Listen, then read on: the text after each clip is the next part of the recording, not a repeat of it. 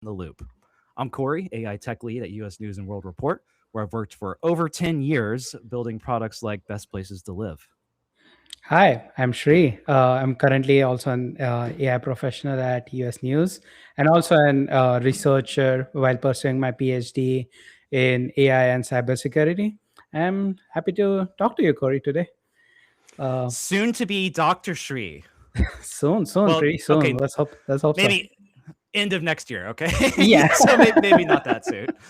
Long way to go. Long way to go. Yeah. So Shree, industry research from the 2026 State of Data Integrity and AI Readiness report reveals a massive reality check. While 88% of organizations confidently claim their data is ready for AI, 43% admit that data readiness is actually their biggest obstacle. It's about half as many. And nearly 40% cite governance and compliance as a major challenge. The enterprise has moved past passive chatbots into the agentic era, where AI possesses autonomous execution privileges. Without a unified strategy for data and algorithms, organizations are flying blind. Yeah, exactly. So this actually comes from the research performed by Drexel University, and as you can see, this is from the 2026 report. So yeah, like it says, like 52% of organizations say they are like influenced by AI. Especially their data programs are influenced by AI. And we have seen like huge companies like Scale AI being acquired by Meta and stuff like that. But comparatively, like this is a big number and kind of a flagging number where only 41 to 43% of like the leaders within this company say uh, they are like actually seeing readiness in their AI. And they're saying like they are expecting their infrastructure, skills, and resources are ready to tackle these AI obstacles. So that's so, a huge so I'm, number. I'm really curious, like what are some of the effects? Like what are some of the side effects of not being ready? Uh, Obviously, like as you might know, they're referencing back to the MIT study, like 95% of AI pilot programs are failing. The major part of it is like organizations have these data, have a lot of the raw materials in sense, but they don't have the process to work with it. They don't have the governance to work with it and actually make it profitable, or a process oriented approach there. All of these struggle because they can't truly get an quality output of out of these AI systems. And like eventually the end users or businesses that might use these systems lose trust out of these systems. So at the end of the day, it all comes back to the data itself, your process, and your governance, right? Yeah. So like exactly, like driving to this point, like 32% of the companies or leaders say that they expect some kind of ROI within the 6 to 11 months, which is a concerning number. Like we are spending billions of dollars into it. Companies are spending billions of tokens, like expanding them, but only 32% of them expect some kind of ROI, which is crazy, right? And you said how many projects fail? What proportion fail? 95% of 95. AI pilot projects. So 19 out of 20 pilot projects are failing. I mean, this almost seems optimistic to me that even 32% would see profit if 95% of projects are failing. Exactly, right.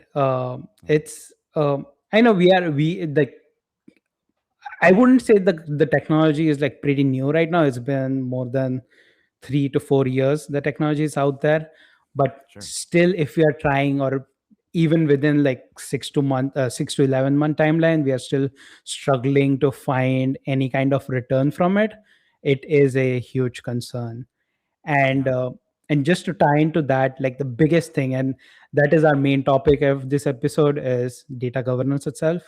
Like 71% of organizations say data governance builds trust within their programs itself, and that consists of AI systems and all the other systems. So yeah, like data governance is what builds the process to like build up that trust, to gain that trust from the quality of their AI systems, right? Yeah. So Yeah. if you tie these two percentage together, you clearly see that where the industry is lacking, right?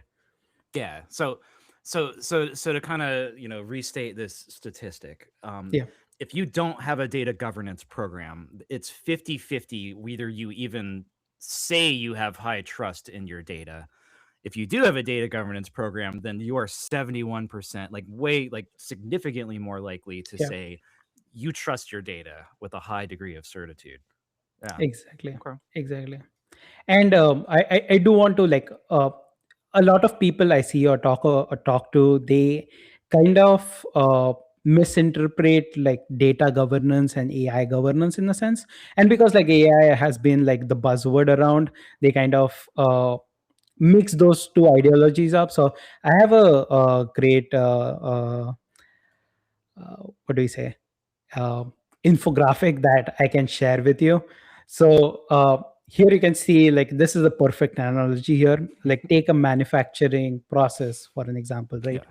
So data governance is how you flow in like raw materials, right? Uh, how these raw materials are coming in. You have quality checks before these raw materials are processed.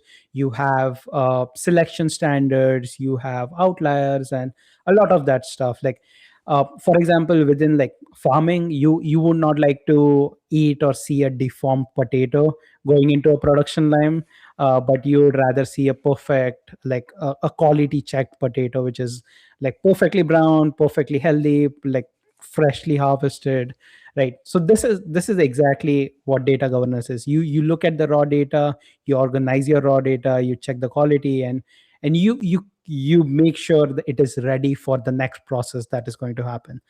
And Right. AI governance is what you do at the almost at the last stage of the systems. Here is basically you just control how AI is going to respond, how these models are evaluated, how like giving this manufacturing analogy here, like you will just focus on how the robot is going to work with this raw material instead of how the raw material is. uh, Yeah. I don't know if that makes sense to you, but yeah, I did my I mean, best. yeah, no. I mean, if you have a factory, you have, logistics of getting the raw materials to the factory. You need to Yeah, have them delivered. You need to make some orders. How do you unload those things? Where do you store them in the factory? yeah, And as somebody who has built databases for quite a while, yeah, um, I know how easy it is to build a big database and then sort of forget what's in there, or somebody else builds it and they leave the company and you're trying to exactly. reverse engineer. I mean, I've done this multiple times where I have Yeah, to reverse engineer somebody else's work, and you have to essentially use a tool to go look at the structure of the database and try yeah, to guess what they were thinking, sometimes successfully, usually yeah, you know what, mostly successfully, yeah, but that sort of thing could be easily avoided with the right kind of organization, and having that sort of organizational level focus on how do we store things, how do we exactly, document them, who's responsible for them, what's the process, yeah, this person's quitting, like what do we do, um exactly. Yeah, so I think your analogy works really well. Yeah, and yeah, especially for data governance. I want to learn more about AI governance though, because I feel yeah, like I know a little bit about data governance and I know less about AI governance. yeah, yeah. So that's awesome. Like AI governance in a sense is like this like table here might help you kind of build up Yeah. that or build up our discussion here I've specifically seen is some of like the parts. Like I guess I yeah, probably know the parts. I just, yeah, I need the yeah, whole. exactly, exactly. So just for our audiences as well, like just to start over the basics somewhat. So this is like the difference between data governance and AI governance, as I mentioned, is like with data governance you focus on the source of truth, the raw materials itself, the raw data, unclean, clean, whatever it is. And AI governance is all about the process or the quality of the output you're expecting from this data, or like any kind of operations you're doing over this data, right? It can be machine learning, it can be AI, it can be LLMs, whatever, right? The main differentiating risks here are like data governance is all about like isolating, like setting up security for breaches, like, setting up security for privacy or access control and stuff. Whereas AI governance is all about like managing hallucinations, managing quality, and most importantly here is algorithmic bias, or like model bias, what we call it in the industry. As we don't want specific like like I don't want my bias to go into my system here and serve it to a different kind of people, right? It's obviously not going to work. So so I'm already doing a lot of this, I suppose, and so this is kind of putting a lot of what we do at work under sort of an umbrella phrase or umbrella term that sort of groups these things together meaningfully. That makes a lot of sense. Exactly. And the main ideation here is like data governance is all about like users, like human users and service accounts, and managing the access to these raw materials. Whereas like AI governance is not about like all about like how can we set up the automation to work with this data. So yeah, the thinking approaches are totally different here. There are some overlapping approaches that we will definitely dive into, but yeah, like the thinking approach is critically different here. Yeah. And yeah, like to this point, I think I do want to bring up a specific risk here of like AI governance is like what we call as shadow AI. So this AI or shadow AI is when like employees bring their own AI systems or AI approaches within the workflow itself, which is a critical security risk, where like people are putting proprietary data or like IP related stuff into like chat GPT and trying to get their work done there, right? It's a huge risk, and we don't have any governance there. Have you seen that, Corey? 100%. And this is something I have to remind people of at work, just to make sure everybody knows what our AI policy is. And, thankfully we work somewhere with a written AI policy. And exactly. From what I understand, a lot of places don't have written AI policies. And, there have been very highly publicized instances of information being shared into ChatGPT specifically, and then that same information showing up in the model later because, if you didn't read the fine print and check your settings and uncheck the use my data to train your model, exactly, potentially you are exfiltrating your company's data into another company's system, and you could get sued for that. Like that's something that you need to be really, really, really mindful of. And that's kind of why I remind people, because I'm like, you don't want to get on the legal team's bad side. Exactly. I know you mean well, and I know you're going to be very, very careful, but my goodness, they get really worried when our data just goes out into another system out there in the wild. And the biggest thing of like bringing your own AI is the security part of it. Like these AI systems are very generalized. They don't have the guardrails you would expect from an enterprise system, right? Like parsing PI information, or masking a lot of unnecessary details or metrics that you would not like to get out, not like to be public, right? So employees should definitely use or exclusively use systems which are authorized within their organizations. And like I wouldn't say even avoid, like do not ever use the general public AI systems for any of your day-to-day work operations, right?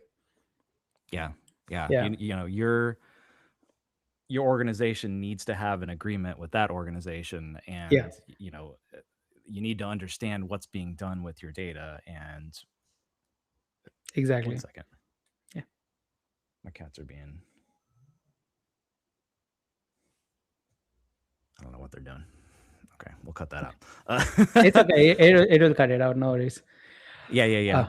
But one really prominent example is API keys. That's something Exactly. that is so valuable. And I was explaining to my wife earlier just kind of the concept around that, and just how that you accidentally push it out to the world, and Yeah. suddenly you've got $20,000 worth of AWS charges on your account. Exactly. And yeah, so And this is just absolutely not hypothetical. This is actually happening on like a weekly basis, right? People are yeah. just ignoring it. Yeah. Absolutely. And we have whole, like, when we're deploying software, there's a scanner that will scan for these things. Like we've Yeah. specifically set up steps in your deployment pipeline to make sure that you don't like push these things out to public. Yeah. But it still happens if you don't have Exactly. that scanner set up. And these AIs, when you're out there using Chat GPT, my cats are being crazy. When you're just using the web interface, you're right, it doesn't have the same controls that Yeah. an enterprise interface will have. And Exactly. you are playing with fire, and Yeah. you got to be careful. Exactly. And like just to tie into this metric that you're seeing here is like 70% of employees are now bringing unsanctioned or like their own AI to work, which is a concerning number. And this comes from the study itself, and also from some other resources that is linked in the description. Wow. But yeah, and all of these, like according to this research, like around 90% of these AI tools are unmanaged, which is Yeah. like the company does not have any idea these employees are using it. So yeah, Yeah. it is a huge security risk. And Mhm. yeah, like people are connecting it to Jira boards, like Confluence documents, all the other stuff. And it, like, all these systems in the web interface have made it so easy to do that. It's just uh, there is no security. They've done all the connectors, they have done all, like they've made it so easy in terms of accessing it, but made it so hard to introduce like security and guardrail stuff. Yeah. So Are some companies just okay with this? They're just saving money by letting their employees use these services? no, absolutely not. No company on earth will be okay with using this, right? Even you as an individual, you would not want your personalized data to go out, right? It's Right. just, I think some aspects of this is ignorance. People don't see like privacy policies or enterprise, like specific read the fine print, right? If you do read all the fine print in all of these web UIs, you would see that all of the stuff is being used for training data. Any human or any employee within these companies can view your chats, can view your data itself. So 100%. Yeah. it's totally not safe, right? Yeah. I mean, you don't know how that company is handling your data.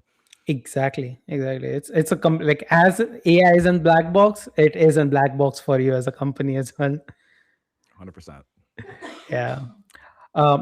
And to this, like, I think I want to divert the conversation to like firewalls and stuff. Like how can we mitigate this, right? Or how can we build up processes that help in like stopping or help in AI governance in a sense. So like basically, like as you can see here, sorry, uh, there are like as we talked about, like there are critical risks about like AI governance or AI usage in a sense. Is like AI change tokens, access controls, it can access restricted repositories and sometimes even have admin access if it is not set up right. This is the like level of the systems that you might build essentially, and the security risk assigned to it. So red is the highest security risk. You have like absolute admin access to all of the systems. Medium, say you have a secondary access control and it only works within in an isolated layer. within the organization. And most of the AI system, or the best part of the AI systems that you can have, is like role risk, where it has a completely isolated environment. It has only read accesses to a database, and only that, and that only lives, or those read accesses are short lived, kind of. They only work within a certain time frame. So um, this is like a base where you can think about AI, like good base to think about how you deploy or work with the AI systems. And to this point, let me see. Yeah, I want to talk about like KiloClaw. I know we referred it on the last episode there. So KiloClaw is kind of a fork of OpenClaw, but it is an enterprise grade open source system that they have built. So basically, it is an application that helps you manage your AI orchestration and AI agents, in a sense. So it has all the governance policies in place, where you can set up access controls, you can set up IAM policies, you can set up user roles, you can also set up agent, what do you say? Agent time constraints, scheduling, and short-lived tokens as well. So in a sense, like KiloClaw is trying to bring AI governance to like regular or smaller enterprises as well, where they can easily deploy these agents without worrying too much about the security implications, right? Now, is that like a main focus of KiloClaw, or is this just one of the things they do? It is one of the major focuses of KiloClaw.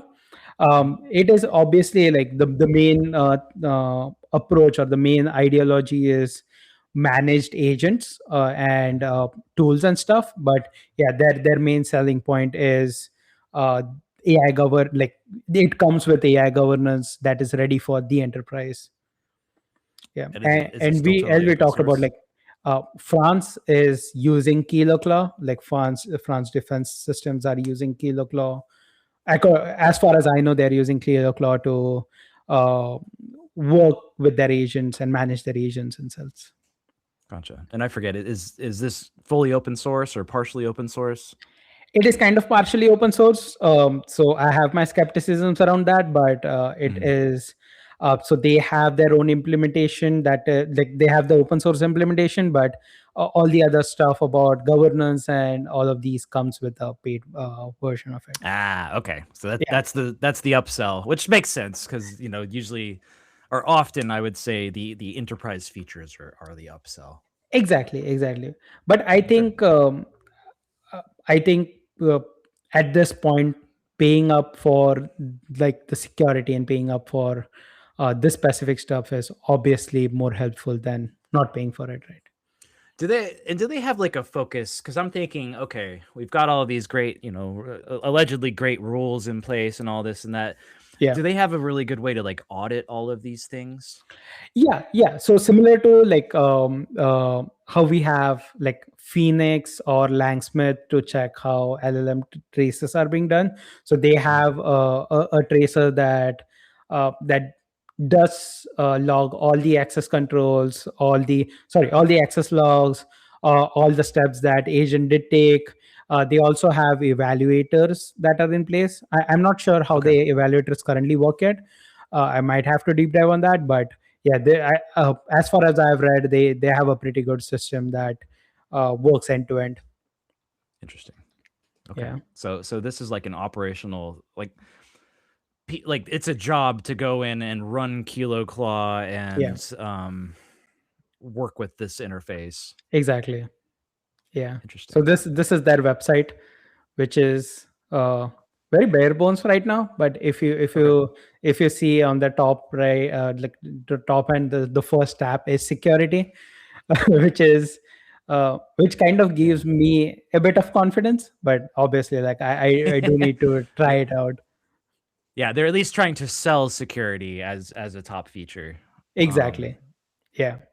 I mean, yeah, that's one of the concerns about OpenClaw. Like even just installing it on my own stuff at home, I don't trust it. Exactly. Yeah. No, even I have struggled it. It took me. almost 10 to 20 minutes to set it up, and still I did it like a couple of months ago. I'm yet to Yeah. find a good setup that is secure and worthwhile for me to work with. It just I Now, think it's like it acts like a bandage right now. now, when you say 10 to 20 minutes, are you bragging or are you like apologizing? Because that seems really fast. uh I was kind of apologizing, but I don't know. That's like it's a humble brag, Shree. I feel like I I looked at don't their know if it was documentation bad. for, dude. I looked at their documentation for like 15 minutes, and I'm like, I went away so confused. And Oh, I just followed some YouTube tutorials, especially the free code cam ones. that's They're what I pretty was. good. Okay, that was maybe that was my mistake. I went into their documentation and I was like, what? Where do I start? Yeah. No, their documentation is pretty messed up in a sense, but yeah. So if somebody wants to get started with KiloClaw, is a YouTube the way to go? Yeah, they have their resources. They have some YouTube tutorials as well. I would definitely recommend to start with like YouTube tutorials and see Yeah. if the implementation fits your goals or fits your process and stuff. And then I think the best way to get more information is like contact their sales, and Yeah. because I think they have a lot of customization that they can do in terms of your organization itself. Coupon code Shree. No. Shree 26. I wish they could sponsor me, right? I'm selling Yeah. I mean, Yeah. so to me, it kind of seemed it feels like agents are putting their big boy pants on. Yeah. And you know, this is really we're starting to take them a lot more seriously and thinking Yeah. about how do these things fit into a serious enterprise. They're not just a novelty or an experiment. Like this is Exactly. serious business now. Exactly. Yeah. Are there Yeah. other like frameworks, or is KiloClaw the only game in town right now, or other? No, Are they kind of leading the there way? is an alternative called let me get the name right. It is it's called Silver Font MCP Agent Firewall. Uh, yeah, I just read about it. I'm not sure. As far as I know, I could only find KiloClaw, which enterprises are actually using, and it's trustable. But yeah, I think there are some alternatives, but it's not still fully baked yet. Yeah, and I guess I mean there's like pieces of it out there, like you Yeah, know guardrail, like Nemo guardrails. yeah, I have to imagine that a lot of companies are building their own sort of parts of this. yeah, But yeah, exactly. it's I could definitely see more of these sort of frameworks emerging. Yeah. I could see like 1,000 of them emerging. Like that's probably what's going to happen. Yeah. No, but Yeah. I think the main uh, approach for any of the organizations willing to or actually wanting to do AI governance and stuff is you need to define what your enterprise risk management framework is. That's the Yeah. first thing. You need to Yeah. define what kind of tolerance you want to work with, and then you start to research about these specific solutions, right? Not all of these solutions would work for you, right? Yeah. Especially for us at US News, there are different requirements, there are different approaches that we need to take. It's not Sure. a one solution fits all. So yeah, I think you start with the risk management, analyze what works for you, what doesn't work for you, Yeah. and yeah, maybe you need a custom solution there. Yeah. I mean, and you start by speaking a common language and Exactly. sort of coming together and figuring out what are we even doing here? Exactly. Exactly. Yeah. Yeah. And Yeah. yeah, like there are a lot of multiple threats, like people are using like rag exploits, rag poisoning, semantic escalation and stuff, where they Right. ingest a malicious data point or malicious prompt to like expose how your systems are working or how your rag is set up and all of that. So yeah, all of these like governance policies and actual guardrails will stop that. Yeah. Sorry, stop is a bigger word, but I think could mitigate that in a sense. Yeah. We're engineers. We have to we have to use weasel words. We can't ever be absolute about things. Exactly. Because you're never going to be 100%. Yeah. So how do you stop how do you manage like the access of a given agent? How do you keep it from doing something? I mean, to me, you need hard like firewalls. Like I need to make sure that this agent can't even try to access this thing. You know what I mean? Exactly. Yeah. Thank you for bringing on to that. Like specifically, like how you think about, or organizations think about approaching this is like with legacy LLMs, you would have legacy policies. You would have like permanent API keys which employees would work with. You would have login points or OAuths and stuff. You'd have like enterprise wide rules set up within your organization, and you have like a single service account that humans could work with. But comparatively thinking about like agent governance policies, you should always have like dynamic API key generations. So these API keys or tokens are always short-lived. So whenever agent wants to access these access certain data set, access certain internal resources, it should be assigned a dynamic API key which only has maybe few seconds or few minutes of access, and it is revoked as soon as the agent is done processing its like iteration, right? So who gives them the key in that case?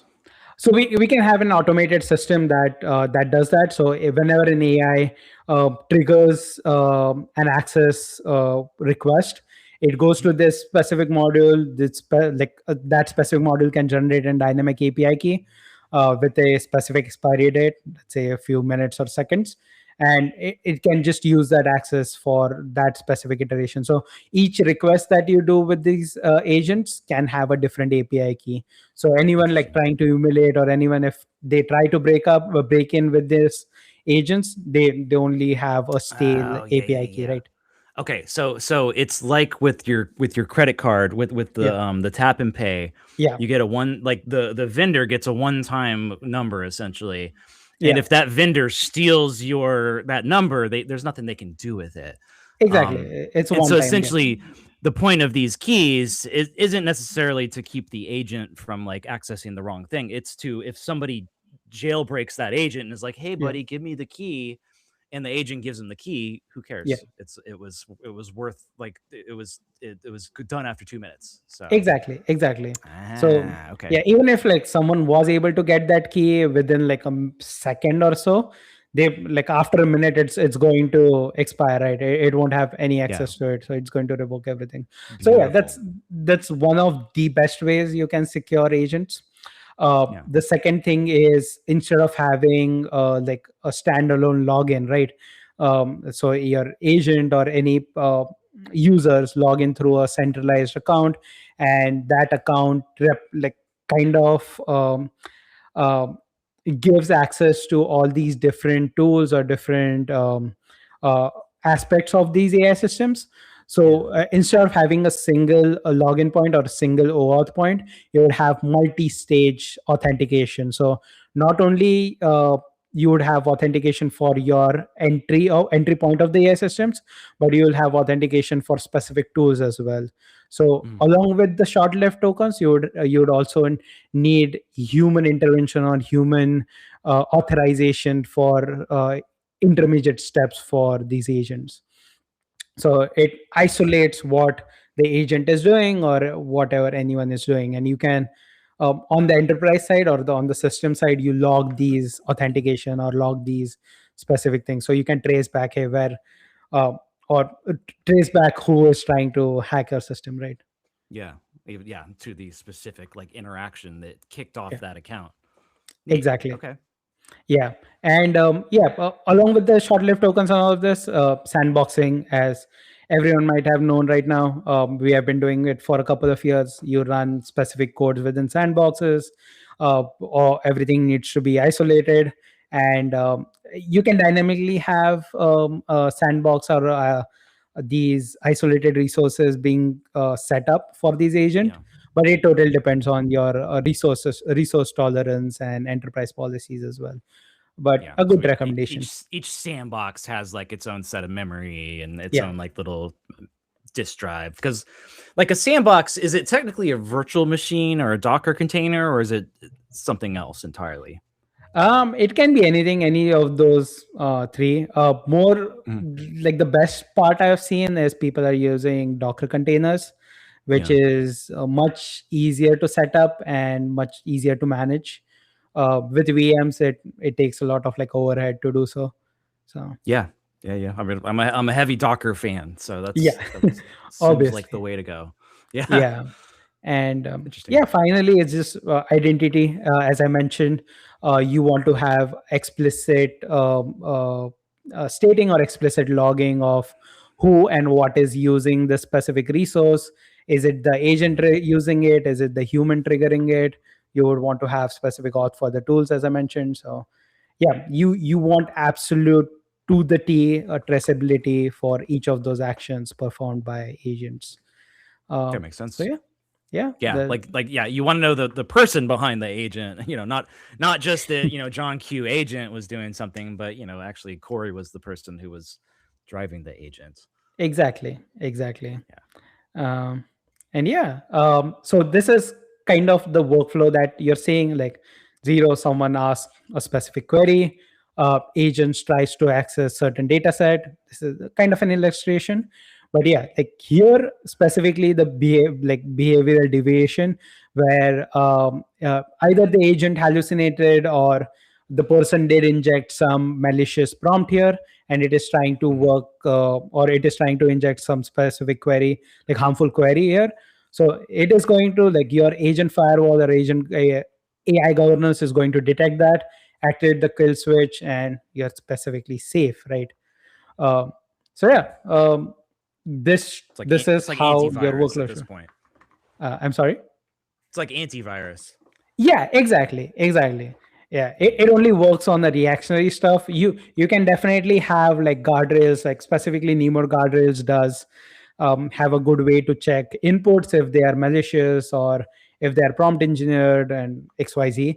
But I think the best part of having all of this is having a post or intermediate checks as well within your governance. So yeah.